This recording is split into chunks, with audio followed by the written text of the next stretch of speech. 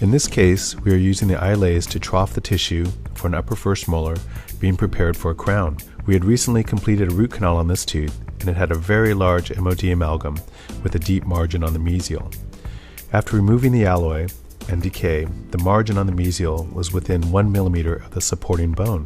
I elected to perform a closed flap crown lengthening procedure, which was done very easily with a BioLase WaterLase MD hard soft tissue laser.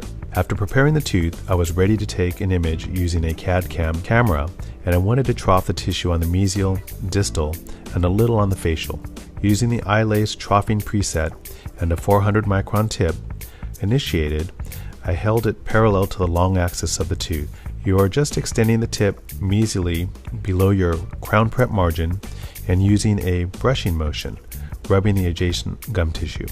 If you directed the laser tip perpendicular to the tooth, then you would be shortening the height of the tissue rather than thinning it, and in effect, you would have done a gingivectomy. Sometimes you might not need to do a bony crown lengthening, and instead would need to both thin and decrease the height of the tissue in relation to your margin.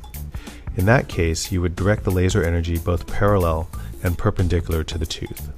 If you have troughed the tissue well, you will see some clear separation or space between the margin of your crown prep and the adjacent gum tissue. As I am taking the image for the CAD-CAM, you can see the screen in the background showing the clearly delineated margins. This will help you achieve a beautiful fitting restoration, whether you are taking an impression or an image. Here is the crown after it has been milled and before we center the restoration in an oven.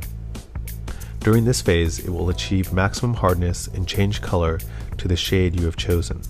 These 3 postoperative intraoral photos show the tooth after closed flap crown lengthening, an image after the final preparation and troughing, and the final crown after cementation.